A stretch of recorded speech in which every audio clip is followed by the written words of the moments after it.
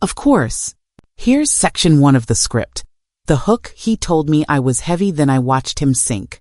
Written in one paragraph, at approximately 350 words, in the Granny's Truth style, following all voice, tone, emotional arc, and language guidelines. Underscore, underscore, underscore, underscore, underscore, underscore, underscore, underscore, underscore, underscore, underscore, underscore, underscore, underscore, underscore, underscore, underscore. He called me a burden, said I cost too much to care for. That my pills, my food, my slow footsteps were too heavy for his life. I wasn't supposed to hear it, but I did his voice spilling through the cracked phone line while I sat in the next room, holding the grocery list he'd handed me not 30 minutes earlier. She drags me down, he said. It's like carrying dead weight. I sat very still. I didn't cough, didn't move. Just listened as the boy I raised with warm hands and aching feet told someone, maybe a friend, maybe a woman, that I was a mistake he couldn't shake. He said it plain, like it was just another fact. The sun is hot, traffic is bad, my mother is in the way. And in that moment, I knew that all the small humiliations, the sighs when I asked for help, the missing receipts, the lukewarm dinners he set down without a word, weren't about stress. They were about shame, mine. He was ashamed of me, of needing me, of being reminded that I existed long before he had a name. But I didn't cry. I didn't ask why. I didn't throw the phone or scream or slam a single door. I just stood up, slow and quiet, and walked to the kitchen. Put the grocery list in the drawer. Saturday down at the table and opened the stack of mail he always left, scattered like trash. Credit card statements, insurance letters, a mortgage renewal form with numbers that didn't add up. I started sorting them into neat piles, marking due dates in red pen, reading the fine print, circling every line he had ignored. Because if he thought I was a burden, if he thought I was a weight around his neck, then he hadn't even begun to understand what it would cost to lose me. And I wasn't going to explain it. I was going to let the numbers do the talking. Let the silence do the rest. Let him learn slowly, painfully, that some things only feel heavy when you no longer have them to carry. Absolutely. Below is section 2. What I gave for them. Approximately 950 words. Written in first person from the perspective of a 65, 80-year-old woman with a nostalgic, tired, and deeply loving tone, following all Granny's Truth's guidelines. Underscore, underscore, underscore, underscore, underscore, underscore, underscore, underscore, underscore, underscore, underscore, underscore, underscore, underscore, underscore, underscore, underscore, underscore. I was raised to believe that enough was a gift. Not plenty, not luxury, just enough. We learned to stretch things bread, pennies, our backs when they ached. My mother could make a meal out of almost nothing, and my father taught me to count the coins twice before handing them over. I used to think that was just survival, but looking back now, I see it was also love. Tight, quiet love. The kind that folds socks in pairs and keeps the better slice of pie for someone else. So when I had my son, I already knew how to go without. It wasn't a tragedy. It was just how things were done. He got the new shoes. I patched mine. He got meat in his spaghetti. I stirred in beans and smiled. I worked shifts I didn't tell him about overnights, Sundays, holidays. I told him his Christmas gifts came from Santa, not the double shifts at the nursing home, where I spent 12 hours on my feet wiping faces and tears that weren't mine. When he got sick in 5th grade, something in his lungs, I sat by his bed for 3 nights straight, breathing with him like I could take the pain into my own chest. And I would have if God had let me. He was smart, always was. Sharp in a way that lit something in me. I told myself that if I could just keep him safe, if I could just get him to the edge of adulthood, he'd take off like a rocket. So I pushed. I picked up side jobs. I ironed shirts I'd never wear. I filled out college forms at midnight with eyes half shut. When he graduated, I cried so hard I couldn't even clap. When the debt notices came, I paid what I could, quietly, cashed out part of my retirement, sold my mother's ring, the one she told me to keep for something special. I told myself there was nothing more special than your child walking free of the chains you dragged for them. I never asked him to pay me back, not in dollars. Not even in thank yous.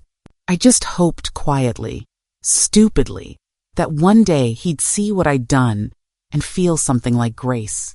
When his marriage ended, I moved in. Not to hover, not to control, just to help. Just for now, I said.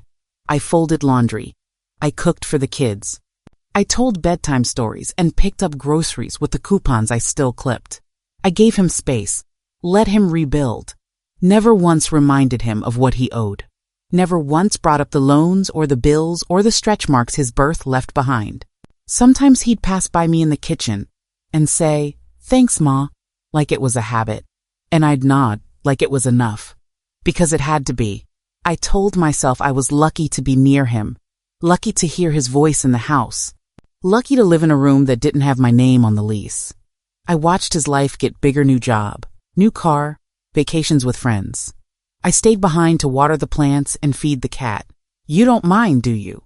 he'd say. I'd shake my head and say, no, because I didn't. Not really. Not until I realized I'd been shrinking so he could grow, and I'd done it so long I didn't even notice the ache anymore. And still, he said I took too much. Not to my face, but close enough. Close enough that the words settled in my bones like cold, like damp, like the kind of chill that doesn't ask permission before it stays. He said my pills were too expensive, that the food I ate, the water I ran, the square footage I breathed in his house, all of it was too much. He didn't say it kindly. He didn't even say it directly. But the message was loud, even wrapped in the quiet. And me? I sat there remembering the nights I didn't eat so he could have seconds. The mornings I walked to work so he could have bus fare. The birthday where I gave him my own coat, wrapped in shiny paper, and said, "Don't worry, I've got another." I gave him my body, my food, my peace. And still, he said I took too much. It's a strange kind of pain, not the sharp, sudden kind. It's slow, like a tide pulling pieces of you out to sea without you noticing. Until one day you realize you're sitting in a house you helped pay for, eating soup you made, in clothes you washed, and someone is still looking at you like you owe them more. But I didn't say anything then. Not yet. Because some lessons aren't taught through words. Some truths wait in silence, until the moment comes to let them rise. And mine was coming. I just had to stay still long enough to let it take shape. Of course, below is section 3. I didn't want to believe it. Approximately 950 words. Written in first person from the voice of a 65, 80-year-old woman with the gentle hurt and growing silence that defines this chapter. All Granny's Truth scriptwriting guidelines have been carefully followed. Underscore, underscore, underscore, underscore, underscore, underscore, underscore, underscore, underscore, underscore, underscore, underscore, underscore, underscore, underscore, underscore. It didn't happen all at once. That's the thing about drifting. You don't notice the distance until the shoreline's already gone. The hugs came less often. At first, they were just tighter-lipped, then shorter, then missing altogether. He used to lean down when he hugged me, rested his chin on the top of my head like he was trying to remember being small. But somewhere in those quiet months, the warmth slipped out of him. He started patting my back like a stranger does in church. A rhythm with no rhythm. A body just doing what it thinks is expected. And the visits, they shrank too. The grandkids would come through the door all energy and noise, and he'd say, "Just for an hour, okay? We've got a lot going on today." 1 hour. 60 minutes for a woman who once carried them on her hip and hummed them to sleep when they couldn't breathe through their tiny noses. I didn't complain. I'd bake cookies, set out juice boxes, pretend it was a picnic. I smiled like it didn't sting when he rushed them out with a "say bye to Grandma" before I'd even wiped the counter clean. One afternoon, I heard him on the phone. He thought I was asleep. I was just sitting behind the laundry door, sorting towels. His voice was sharp, almost embarrassed. "She's not working. She just watches television all day." Then a laugh. "Yeah, I know. She's just here. Just here. Like a coat rack. Like a scuff on the floor that you can't quite get rid of." I sat with a dish towel in my lap and didn't move. Just stared at the spinning dryer like it might answer for him. The little things piled up. No more Raisin Bran in the cabinet. I never asked for much, just the one kind I liked. Then one day, it just stopped showing up. When I mentioned it, he said, they were out, but the receipt sitting on the counter said otherwise. My eye appointment got canceled too. Insurance mix-up, he said, though I hadn't changed providers in 20 years. He told me to stop worrying about it. But that was the thing. I had to worry. Because he had stopped. Then came the day he asked, offhandedly, about my bank passwords. Said he wanted to help organize some things. Said it like it was just a formality. I felt a flicker go off inside me, a little siren. Not loud, but insistent. I told him I'd think about it. Then locked the notebook where I kept things. Started carrying my wallet in my robe pocket. Even inside the house. Still, I defended him. In my heart. That's the part that hurts the most. I made excuses for him while he made decisions around me. I told myself he was tired. That maybe he was carrying stress he didn't know how to name. That maybe fatherhood and aging and failure to launch his second marriage had left him brittle. I told myself he was still good. That he just didn't know how to ask for help. Or how to love out loud. But my eyes had started seeing things my heart wasn't ready to name. I saw the way he avoided my gaze when he passed me in the hallway. I saw the way he sighed soft, but deep when I asked him to read the medicine bottle because I couldn't make out the print. I saw the way he looked at his phone more than he looked at me. The way he tapped at that glowing screen, even as I spoke, even as I asked him how his day was. It's strange to watch someone pull away from you like you're contagious. Like loving you might come at a cost they didn't budget for. I started keeping notes. Not because I was planning anything yet, but because I needed to believe I wasn't imagining it. The milk went from whole to skim. The thermostat dipped lower every week. One evening, I turned on the hallway light and he walked past and flipped it off without saying a word. I stood in the dark with my hand still on the switch. Sometimes I'd wake early when the sky was still bruised and just sit at the kitchen table in the silence. I'd watch the light come in soft across the counter. I'd remember when that same counter held birthday cakes, science projects, wedding announcements. I'd think about how many things I had cooked there, how many stories I had heard while scrubbing that sink. And now, it was all quiet. The only sound was the hum of a refrigerator full of food I didn't recognize anymore. I didn't ask him what had changed. I already knew. Somewhere along the line, I had stopped being a person and become a problem to manage. But I still smiled when he passed. Still said thank you when he did small things, moved the laundry basket, brought in the mail. Still folded his shirts with the creases he liked. Still made his coffee even when he stopped saying it tasted good. I told myself he was stressed, not cruel. I kept finding excuses for a man who wouldn't even find the time to look me in the eye. But deep down, I knew what was coming. I just didn't know yet how far I'd let him fall before I'd let him feel it. Certainly. Here is section 4. He left the door open and let me hear it. Approximately 950 words. Written in first person from a 65, 80-year-old woman, following all tone, voice, and emotional arc guidelines in the Granny's Truth style: cold, humiliating, and gutting, with poetic restraint and quiet power. Underscore, underscore, underscore, underscore, underscore, underscore, underscore, underscore, underscore, underscore, underscore, underscore, underscore, underscore, underscore, underscore, underscore.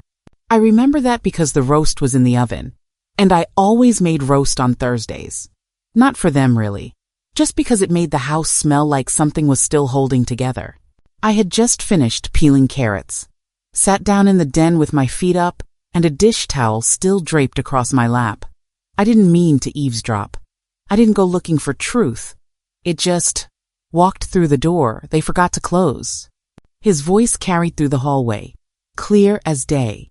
Her voice was lower, harder to catch. But his? Oh, his came like ice cracking under bare feet. She's draining us. That's what he said. She's draining us. What do we do with her? No anger, no yelling, just a tired kind of calculation. Like I was a bill they couldn't figure out how to cancel. Like I was the leftover casserole they were tired of moving around in the fridge. I sat there, absolutely still, not blinking, not breathing too loud. Because suddenly I realized it wasn't a moment of frustration. It was a plan. Something they'd probably been circling around for weeks, maybe months. She said something. I didn't catch her voice. Always sounded like glass sliding over tile. Then he replied, "She doesn't work. She just sits, watches television. She's not getting better. She's just here. Just here." Those words floated through the room like smoke. I looked down at the dish towel in my lap and thought how strange it was that something so small, so clean, could feel like a burial cloth. I wasn't crying. My eyes were dry. Too dry, maybe. I didn't even clench my hands. I just sat there, still as furniture. Not person, not mother, just there. No one knew I was listening. That was the part that got me. No shame in their voices, no hesitation. Like it was just true. Just time to say out loud what they had been thinking every time they passed me in the hallway without a word. Every time they turned the volume up because I had the nerve to ask a question during the news. He didn't say it to my face. He let me hear it like background noise. And that was worse. Worse than yelling. Worse than anger. At least anger sees you. At least it requires energy. But this was dismissal in its purest form. He thought I was too slow, too tired, too far gone to understand what was being said right outside the room I was sitting in. And the way he spoke of me like a line item on a spreadsheet. Food, medication, heat. She needs a lot. Like love was measured in grocery bills and electric usage. I looked at the bookshelf in the corner full of his trophies, his framed degrees. I remembered the nights I stayed up typing his college essays on that clunky secondhand typewriter because he didn't know how to make the margins line up. I remembered when he had the flu for 3 weeks and I made soup every day, stirred with garlic and my whole body's worry. I remembered his wedding day. I'd worn blue and cried behind my napkin when he danced with me for less than a minute before rushing back to his bride. Still, I had smiled like it was enough. That night, after the door clicked shut and their voices disappeared, I sat at that kitchen table like it wasn't mine, the roast still cooking, the carrots cold on the counter. I stayed there a long time, didn't want to touch anything, not even the salt shaker. It all felt touched by something I couldn't wash off. Later, when he walked in, same smile, same fake brightness in his voice, he said, "Something smells good in here." He kissed the top of my head like I was a lucky charm he didn't believe in anymore. And I let him. I nodded and stirred the gravy. But inside, something very old in me was standing up. Something that had been sitting quietly for too long. He asked how my day was. I said, "Quiet." He didn't know how true that was. I cleaned up dinner like always. Washed the dishes. Wrapped the leftovers. Went to bed without saying goodnight. Because what do you say to someone who sees you as weight? What do you say to someone who's planning your exit like it's a budget cut? Nothing. You go quiet. You go still. But not out of defeat. Out of strategy. I didn't sleep much that night. Not because I was crying. I didn't have the energy for tears. No. I was thinking. About every document I still had tucked in my nightstand. About every automatic payment I'd set up on his behalf. About the health insurance I helped him enroll in. The emergency contact forms I'd signed. About the little details that made his life run without him ever knowing who kept it steady. If I was a burden, fine. But burdens carry weight. And sometimes, when you drop them, the cost isn't freedom. It's collapse. And that was the moment I stopped being scared of losing him. Because I knew, finally, he had already lost me.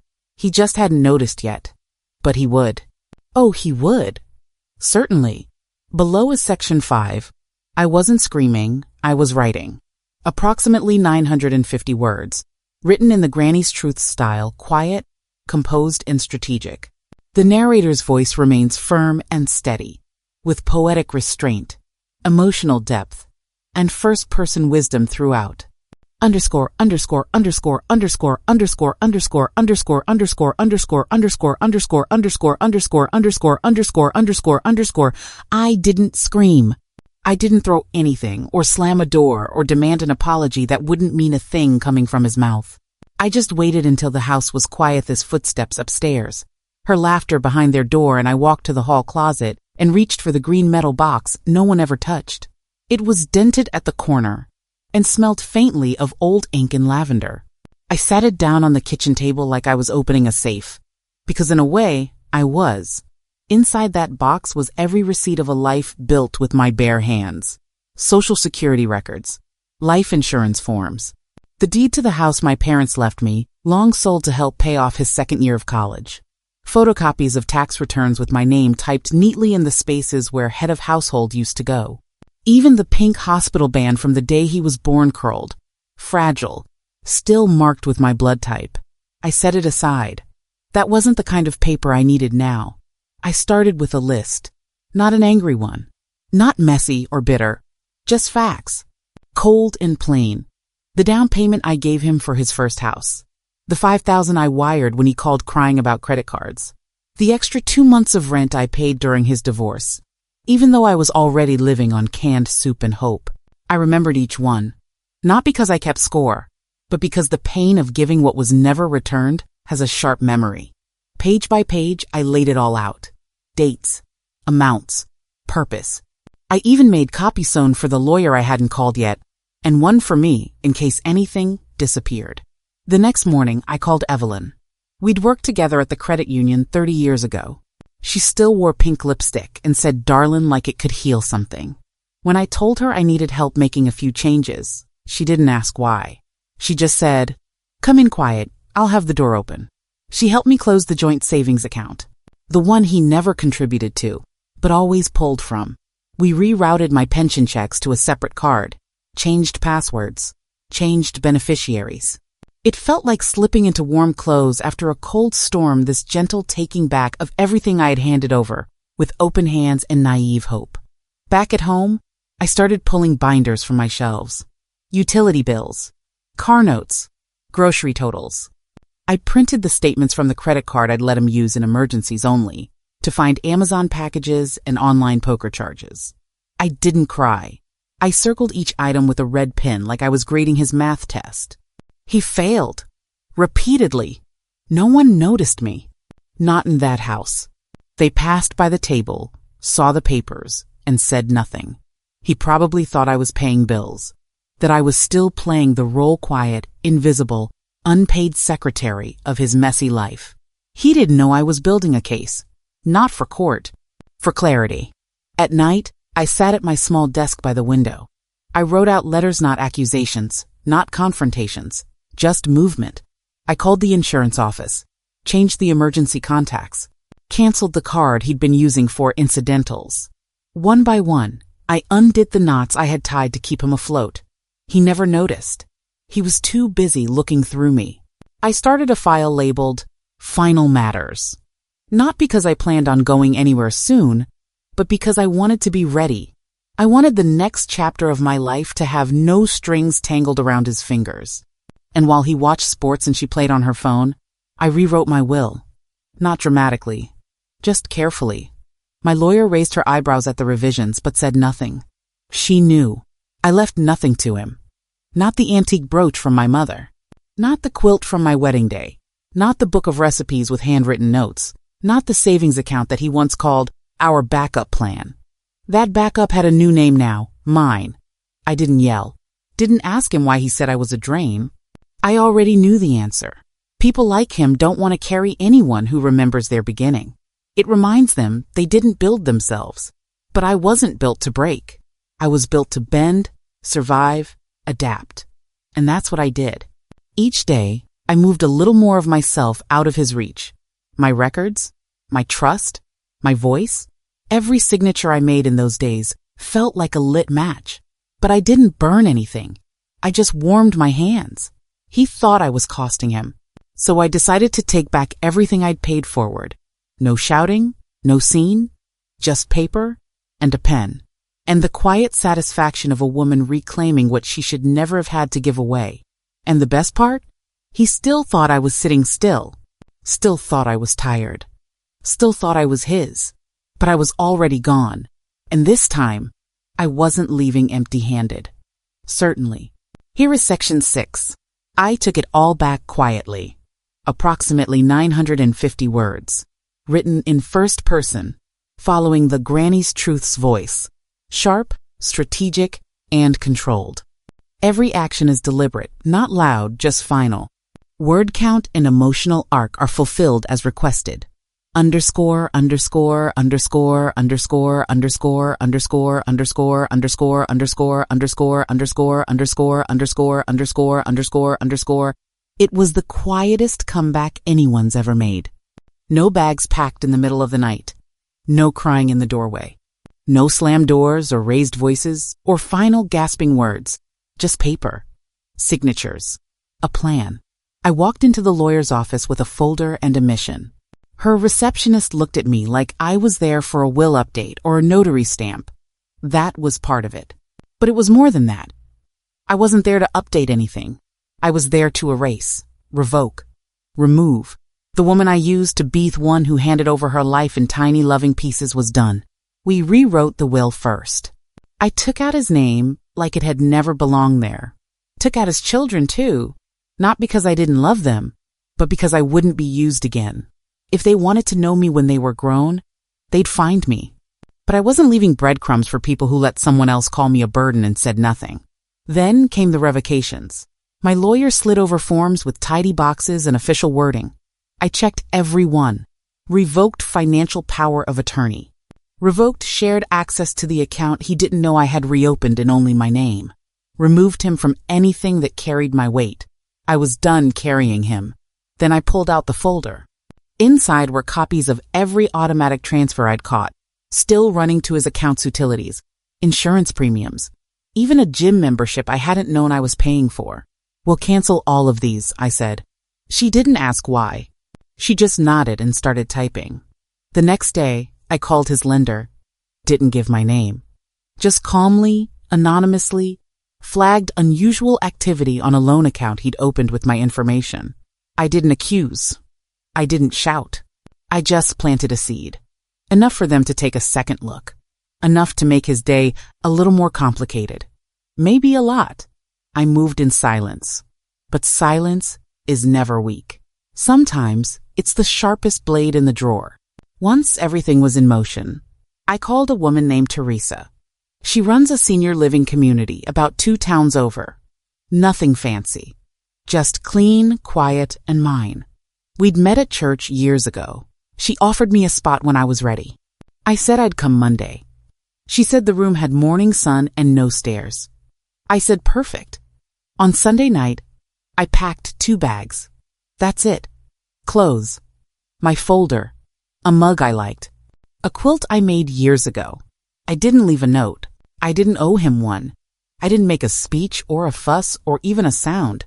I folded the towels I'd washed that morning, turned off the porch light, and walked out with nothing more than the peace of my own decision. The door closed behind me like a whisper. Final. Done. I left him with the mortgage. Left him with the toddler tugging at his pants. Left him with the grocery list on the fridge he didn't know how to complete without me.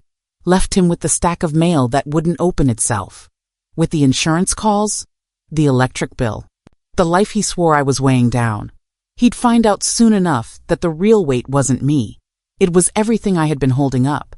He didn't know yet that the bank account would bounce, that the second car was no longer insured, that the health plan had reverted back to single coverage, that the quiet woman with the soft steps had pulled every root she ever planted in that house. At the senior community, they gave me a key on a plain little ring. I turned it and stepped into a space where nothing had his fingerprints. I walked from room to room with the kind of calm that only comes when you've earned your silence. The first thing I did was make tea. The second, I sat by the window and breathed. No one called that first day. Not him. Not her. I imagine the silence on their end started to hum louder than they expected. The kind of silence you don't notice until it settles in like dust. He would realize, eventually, piece by piece, that I was gone, that I'd taken back every quiet kindness I'd handed him without condition, and that I'd done it all without raising my voice or asking his permission. I walked out of his house with 2 bags and a folder, left him with a mortgage, a toddler, and no one left to blame. He thought I was heavy. Let's see how light the world feels now. Of course. Below is section 7. I didn't yell. I closed the account.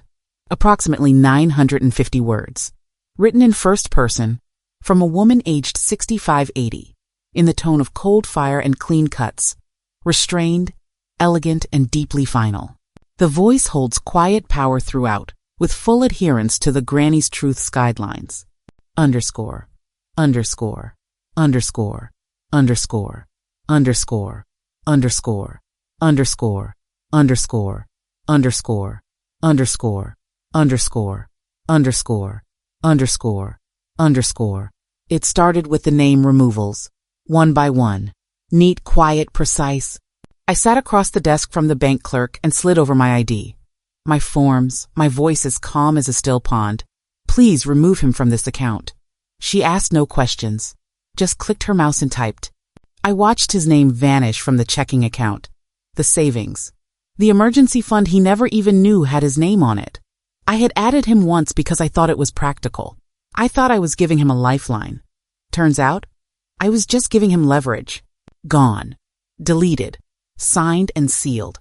Next was the credit union, then the investment firm, then the small pension account I'd been holding from my second job. Each one a string I had tied to him without realizing how tightly I'd been wrapped. I cut them all. No blood, no sound, just clean separation. He'd feel the shift eventually when the transfer bounced, or the login failed, or the phone call ended with, "We no longer have your authorization on file." Then I turned to the things. Not just money, but memory. There was the china cabinet, the jewelry box, the cedar chest. Pieces of a life he assumed would fall into his hands like ripe fruit. My mother's earrings. A quilt from my wedding. The silver set he used every Thanksgiving without even looking twice. I took them all down, wrapped them with care, and donated them to a women's shelter in the city. I left a note inside each box. You are not forgotten.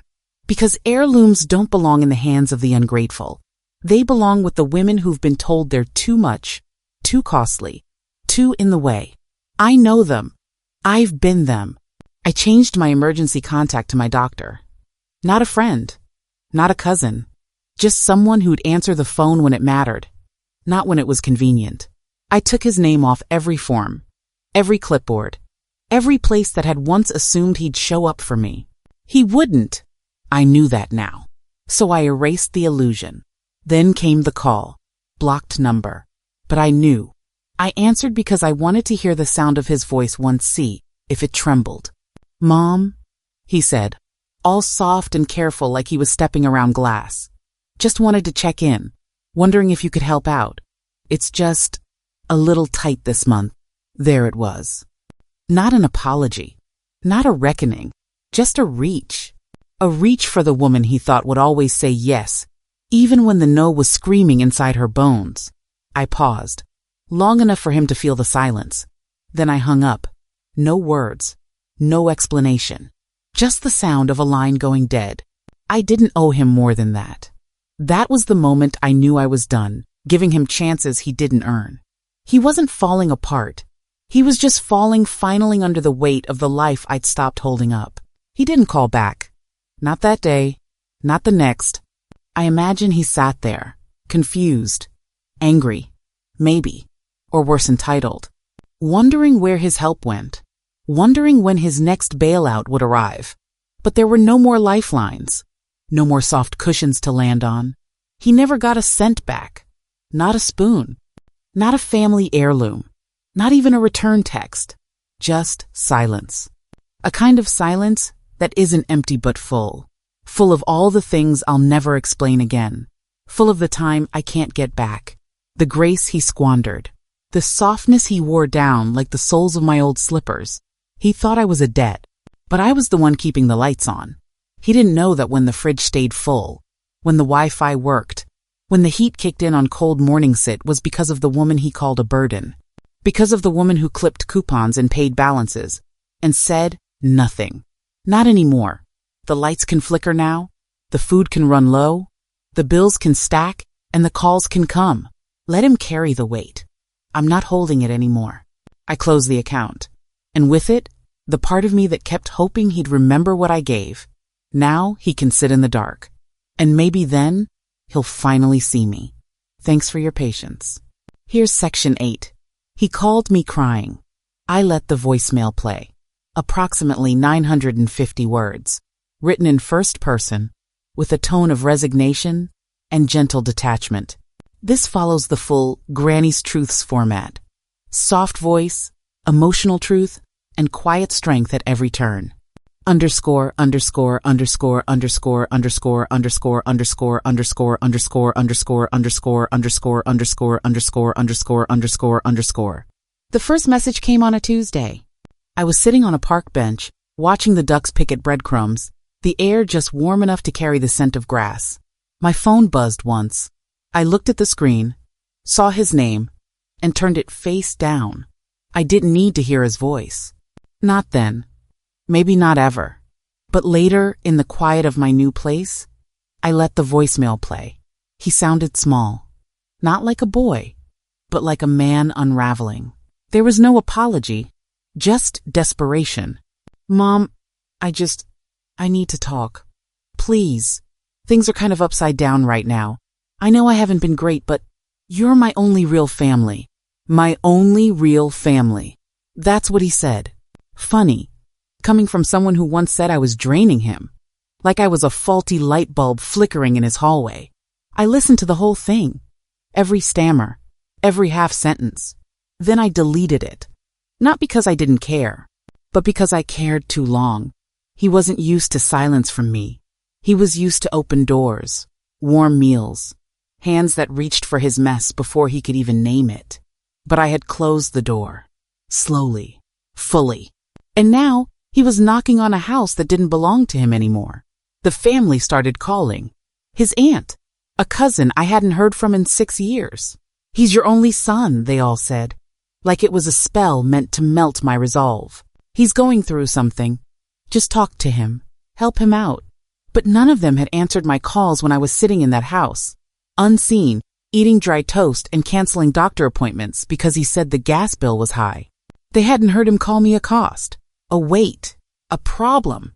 They didn't see him roll his eyes when I asked about a light bulb in the hallway that had been out for weeks, or the way he shut the cabinet doors louder than they needed to be, like punctuation to every sentence I wasn't allowed to speak. No, they just saw the part where I left. And to them, that made me cruel. But I wasn't cruel. I was empty. I didn't answer their calls either. Instead, I visited the park again. I brought crackers in my coat pocket and watched a little girl feed birds with her grandmother. I smiled at them. I didn't speak. Just watched. That's the kind of quiet I craved. Not the silence of being ignored, but the peace of being still. I heard from someone, his wife's cousin, maybe that he sold the car, said it wasn't in his name anymore, couldn't keep the payments going, said the bills were piling up, something about a second job, said he looked tired, that he was quieter now. Good. Let him sit with it. Not in punishment, but in understanding. My name was no longer linked to his credit, no longer the emergency number, no longer the catchnet beneath his flailing. I had lifted my name like a thread pulled from a loose sweater. Quiet, deliberate, and now his life was fraying in the places I once held tight. I didn't take joy in it. That's important to say. This wasn't revenge. This was release. Because the truth is, I still love him. I love the baby he was. The boy who ran into my arms after school. The teenager who asked me to iron his shirt before his first date. The man who still called me Ma on his birthday. But I don't love the man who called me a burden. I don't love the one who looked through me. Who made me smaller in the name of convenience. Who handed me blame like it was a family recipe. I gave him everything. He gave me blame. Now I give him silence. And silence, I've learned, is not emptiness. It's air. It's breath. It's the room I finally made for myself after a lifetime of shrinking. He may call again. He may even show up. But that doesn't mean I'll answer. Sometimes love means letting someone feel the cold. Not to freeze them out, but to remind them who kept the fire lit all those years. Certainly. Here is section 9. Maybe I was his backbone, not his burden. Approximately 950 words. Written in the Granny's Truth style. Whole, self-knowing, peaceful. This section carries a tone of warmth and closure, using gentle sensory details and a rhythm that reflects calm reflection. Underscore, underscore, underscore, underscore, underscore, underscore, underscore, underscore, underscore, underscore, underscore, underscore, underscore, underscore, underscore, underscore, underscore, underscore, underscore. There's something quiet about planting flowers that no one tells you. It isn't just dirt and water and sunlight. It's memory. It's breath. It's the kind of softness that comes after a storm, when you finally trust the sun enough to put something new in the ground. I planted lavender last week. Marigolds yesterday. I don't rush. I let the soil talk to me, slow and sure, like an old friend with time on her hands. My hands ache sometimes, but the ache feels honest. I open my mail now with no dread, no past due notices, no surprise overdraft slips or second warnings. Just coupons I don't use, a postcard from a friend in Maine, and a newsletter from the senior center down the street. The envelopes feel lighter, and so do I. I brew tea at noon if I want to. I take naps in the chair by the window with the sun on my face and the television turned low. The reruns make me laugh not because they're clever, but because they're familiar. And there's peace in things that stay the same. I've started writing again. Nothing fancy.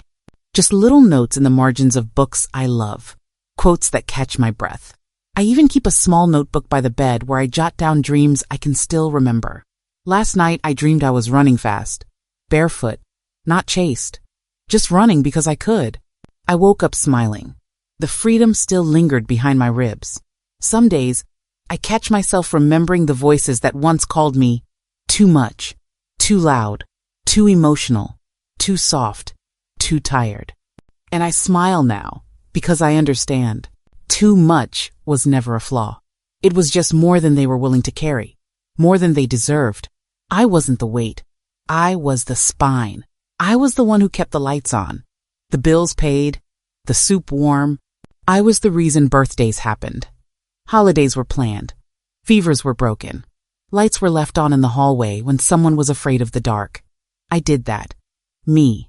I used to think I was heavy, that maybe I really was the burden they made me out to be, that my presence took up too much room, that my needs were too many. But now, with lavender blooming just outside my window and the sound of birds returning to the feeder, I know better. I wasn't heavy. I was holding the whole thing up. And now I've let it go.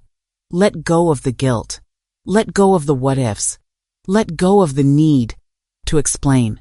There's no one here to argue with me about the thermostat or roll their eyes at my stories. There's no one telling me to speak softer, ask less, disappear more. I exist without defense now. And that's something no one ever taught me to want. I sit in silence sometimes and it doesn't feel lonely. It feels earned. It feels like a room finally big enough for me. I take walks at dusk when the sky is bruised purple and the breeze wraps around my shoulders like a shawl. I wave to neighbors I don't know by name. I nod at dogs passing by. I am not in a hurry to be known. I am simply known to myself. I used to wait for someone else to notice, to say thank you, to remember. But now, I remember me. I remember every corner of that house I once cleaned, every bowl I filled, every quiet night I swallowed. And I remember how even then I still hoped. Now, I hope for myself.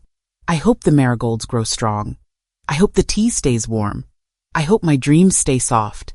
And I hope that, wherever he is, he learns what it feels like to carry something without someone else doing all the lifting.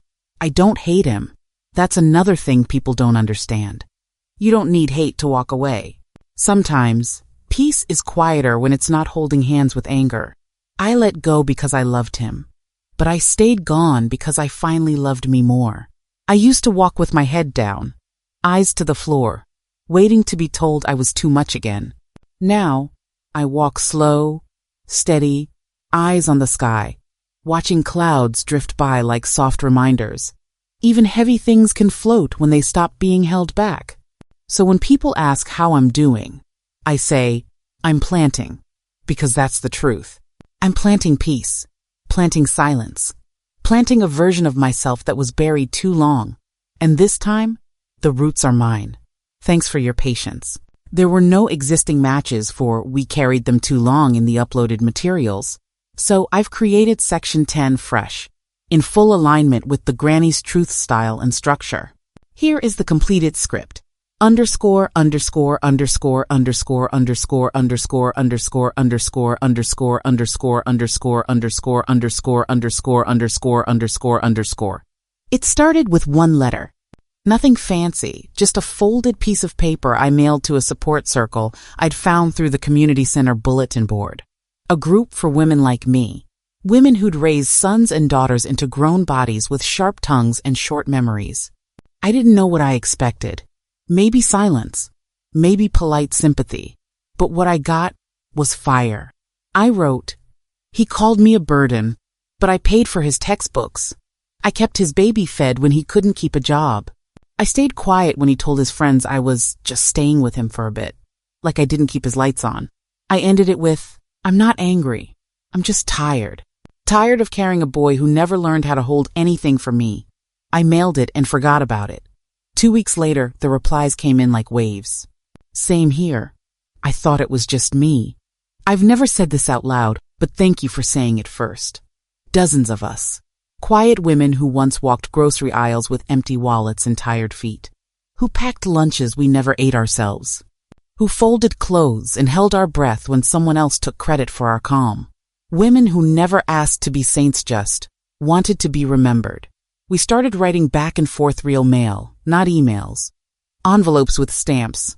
Names written in shaky cursive. Some sent recipes, others sent newspaper clippings or poems they'd scribbled at 2 a.m. when the house creaked and the silence stretched too long. And slowly, something started growing. A kind of shared glow. Not rage, not pity, just warmth. Real warmth. We gave each other tips. Not just on budgeting, or how to finally stop co-signing for adult children who hadn't called in months, but on joy, on finding it again.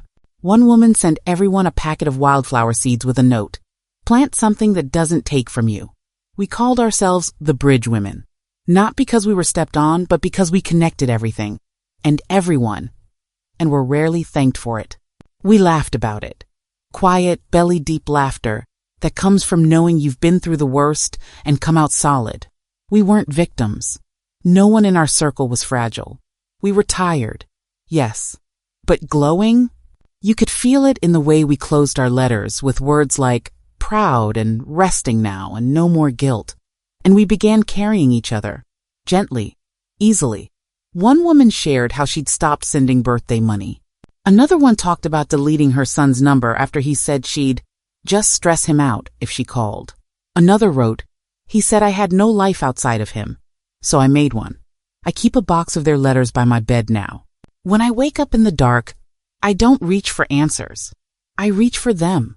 We were never the burden. We were the bridge. And now, we build for each other. No longer waiting for someone to say thank you.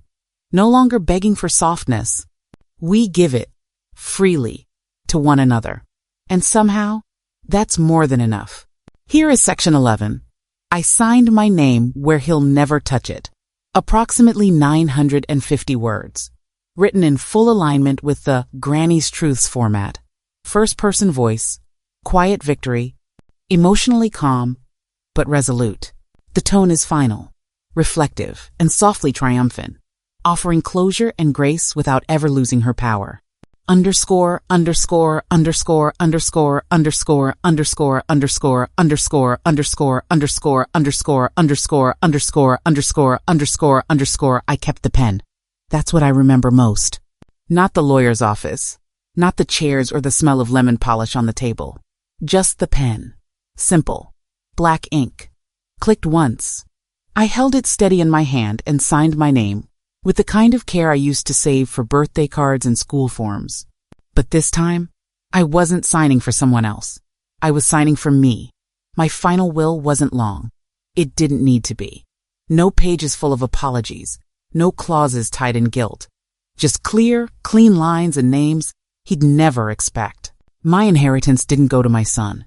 Not a cent. Not a dish. Not a lamp or a bond or a folded recipe card. He wouldn't find himself tucked into any paragraph of that document, not even the footnotes. Because I was done handing over pieces of myself to someone who mistook love for labor and care for currency. Instead, I left it all to a caregiver fund. One that helps women like me quiet pillars in their families. Unthanked, unseen. Women who rub tired backs at midnight. Who spoon soup into mouths too proud to say thank you. Women who stay long after they should have walked out. I wanted to make sure they had an exit fund. A cushion. A door they could open and walk through without looking back. I also left letters. Not to him. To the girls. The ones who've ever been told they're too much. Too needy. Too loud. Too emotional. I tucked them in the pages of old journals. Between recipes and memories and poems no one ever asked me to write. I wrote things like, "You are not too much. They were too small." I wrote, "You don't need to be useful to be loved." I wrote, "Start packing before they call you heavy." And to him, I left a single note, folded, no envelope. "You were loved," it said. But love doesn't mean unpaid. That was it. Because love, as I learned too late, isn't about giving until you disappear. It's about being seen, held, carried too sometimes. He never did that. Not once. But I did. For years. I was his safety net. His cook, his ride, his background music. And when he started calling me expensive, what he meant was, he'd gotten used to everything I gave him for free. But nothing in this world is free. Not even a mother's silence. He thought I was a cost. But I was the investment. And now, I've paid myself back. I funded peace. I paid for stillness. I bought the quiet I never got when I was folding laundry in his house, waiting for a thank you that never came. When I clicked the pen closed, the attorney looked up and said, "It's done." I nodded. There was no celebration, no applause, just a gentle weight lifting off my chest like someone had unhooked the last stone I'd been dragging.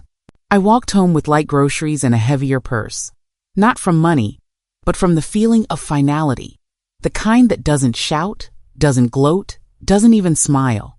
It just is. I left a copy of the will in the top drawer of my dresser, another with my doctor, one at the center in the file marked End of Life Preferences. That sounds cold, but it isn't.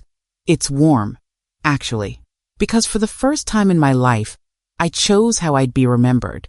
Not as someone who gave until she vanished, but as someone who remembered herself just in time. I didn't leave a legacy of lessons or lectures, just a small fund, a set of stories, and my name carved gently into the heart of something built by women like me. Quiet builders, carriers, bridges. The kind of name that won't fade when the mail piles up. The kind of name he'll see someday, listed in a brochure or a dedication wall. And no, this was hers. This was what she chose instead of me. And maybe, just maybe, he'll understand that mothers are not backup plans. We are not retirement funds. We are not the line of credit you dip into when life gets hard. We are people. He didn't see that, but I did. In the end, that's what mattered. I signed my name where he'll never touch it. And for the first time, it felt like mine.